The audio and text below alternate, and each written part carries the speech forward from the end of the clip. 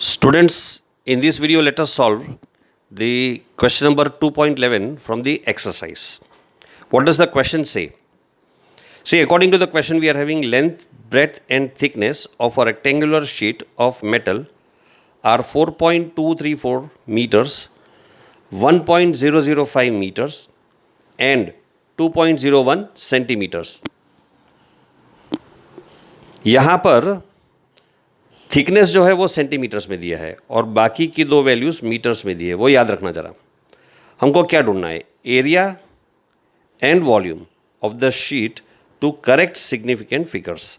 तो significant figures का ध्यान रखते हुए हमको एरिया भी ढूंढना है एंड वॉल्यूम भी ढूंढना है। चलो देखो बच्चों, अब हमको लेंथ दिया है, ब्रेड्थ दिया है एंड थिकनेस दिया है। सबसे पहले तो हम क्या करेंगे, थिकनेस जो है सेंटीमीटर्स में दिया है उसको हम मीटर्स में कन्वर्ट कर देंगे। थिकनेस दिया है 2.01, तो उसको हम लिखेंगे 0.0201 मीटर्स। सेंटीमीटर्स को मीटर्स में कन्वर्ट करने के लिए हमको 100 से डिवाइड करना पड़ता है, तो ये हमको मिल गया ब्रेड्थ। अब सबसे पहला काम हम क्या करते हैं, हमको एरिया फाइंड करने के लिए बोला है, तो एरिया का फॉर्मूला क्या होगा। अब यहाँ पर एरिया स्पेसिफाई नहीं किया है, तो हम जो है उसका टोटल सरफेस एरिया फाइंड करेंगे, ऊपर का और नीचे का दोनों साइड का एरिया फाइंड करेंगे। रेक्टेंगुलर शीट है ना, तो अगर रेक्टेंगुलर शीट होता है तो उसके ये वाला सरफेस का भी एरिया मिलता है और ये वाला सरफेस का भी एरिया मिलता है, और थिकनेस जो है, ये जो थिकनेस है वो भी हमको कंसिडर करना पड़ेगा। यानी इन शॉर्ट हमको टोटल सरफेस एरिया ढूंढना पड़ेगा। तो अब टोटल सरफेस एरिया का फॉर्मूला क्या होता है, तो हम डायरेक्टली ऐसे लिखेंगे, एरिया इज इक्वल टू, उसका फॉर्मूला हो जाएगा 2 multiplied by length into breadth plus breadth into height plus height into length. Values अगर हम सब्सटीट्यूट कर देंगे तो 2 लेंथ की वैल्यू 4.234, ब्रेड्थ की value 1.005 plus 1.005 multiplied by 0.0201 plus 0.0201 multiplied by 4.234। Simplify करते हैं इसको हम, 2 मल्टीप्लाइड बाय,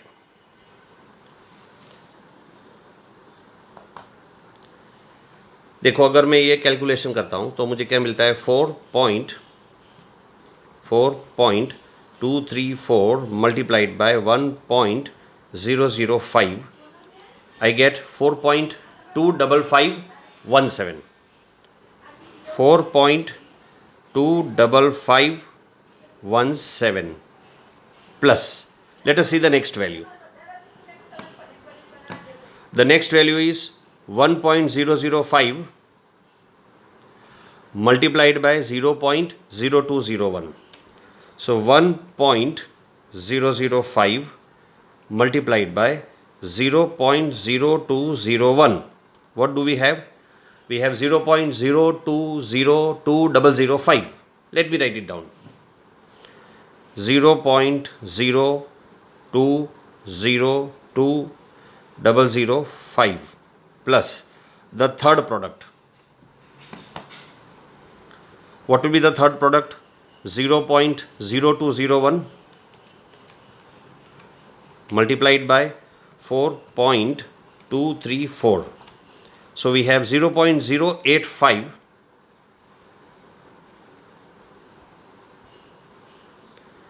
1034। वैसे एक बात याद रखो कि लेंथ में 4 सिग्निफिकेंट फिगर्स है, ब्रेड्थ में 4 सिग्निफिकेंट फिगर्स है, यानी कि ये जो प्रोडक्ट था हमारा, उसका आंसर हमने ये 4 सिग्निफिकेंट फिगर्स तक ही रखा होता तो चलता, और उतना ही लिखेंगे, कोई प्रॉब्लम नहीं है। लेकिन हमको ये इंटरमीडिएट स्टेप होने की वजह से एक एक्स्ट्रा स्टेप रखना चाहिए, तो हम 1 तक रखेंगे। और अगर ये 1 रखना है तो इसको मुझे ये 7 निकालने के बाद +2 करना पड़ेगा, +1 कर दूँ तो ये मुझे 2 मिल जाएगा। यहाँ पर भी डेसिमल पॉइंट के बाद 5 डिजिट्स, 5 सिग्निफिकेंट फिगर्स तक अगर कंसीडर करता हूँ तो मुझे क्या मिलेगा 1 2 3 4 5 सिग्निफिकेंट फिगर्स। सो मैं आंसर को ऐसे रखूँगा। तो ये मैं देखो कैसे लिखूँगा 2 multiplied by 4.2552 plus this could be written as 0.020201, एक एक्स्ट्रा सिग्निफिकेंट फिगर मैंने रख दिया है। प्लस यहाँ पर भी मुझे 4 सिग्निफिकेंट फिगर्स लेना चाहिए और एक एक्स्ट्रा अगर मैं ले लेता हूँ तो ये हो गए 4 और ये एक्स्ट्रा 5, ये 5 से छोटा है तो हम कुछ नहीं करेंगे। 0.085103। अब ये सारी वैल्यूज़ को हम ऐड कर देते हैं पहले तो, और जब हम ऐड करेंगे तो हमें इस बात का ध्यान रखना है कि डेसिमल पॉइंट के बाद लीस्ट नंबर ऑफ डिजिट्स होने चाहिए। इसमें डेसिमल पॉइंट के बाद 4 डिजिट्स है, इसमें डेसिमल पॉइंट के बाद 5 डिजिट्स है, यहाँ पर डेसिमल पॉइंट के बाद 5 डिजिट्स है, यानी कि हम आंसर जो है वो 4 डिजिट्स तक रखेंगे। लेकिन जैसे कि मैंने कहा एक एक्स्ट्रा डिजिट रखने से कोई फ़र्क नहीं पड़ता है, तो हम एक एक्स्ट्रा डिजिट रखेंगे। लास्ट में जो फाइनल आंसर आएगा उसमें हम डिजिट्स को रिड्यूस कर देंगे। तो सबसे पहला जो है 4.2552 plus 0.020201 plus 0.085103. So this is what we are having 4.360504.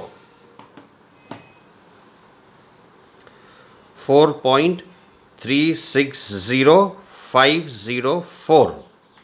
We need 4 digits after the decimal point, so we will keep 4 digits after the decimal point, and we have 2 multiplied by 4.3605. Now if I multiply this, what do I get?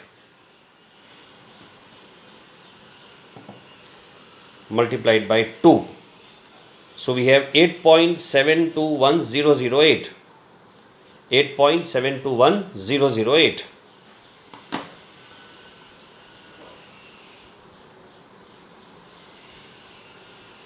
Our answer should be correct up to 4 decimal places.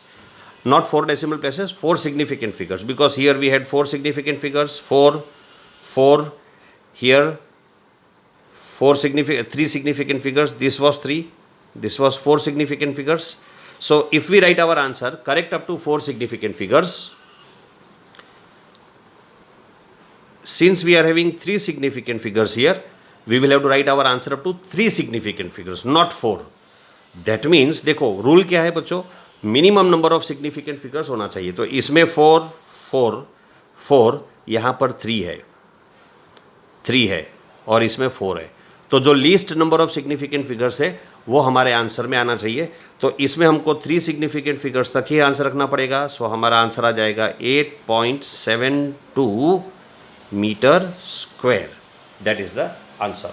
ठीक है बच्चों, तो देखो ये जो ऊपर का information है वो तो टेक्सचुअल इंफॉर्मेशन है, पूरा कैलकुलेशन स्क्रीन पर मेरे लिए लाना पॉसिबल नहीं है, तो मैं क्या करूँगा,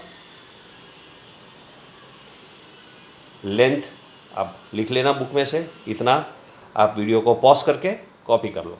हमने एरिया फाइंड किया, अभी आगे वॉल्यूम भी फाइंड करना बाकी है।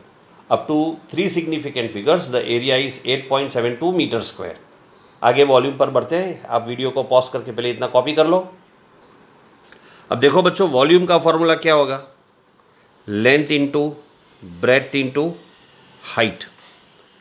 लेंथ कितना था 4.234, how much was the breadth 1.005, and how much was the height? Height is thickness 0.0201.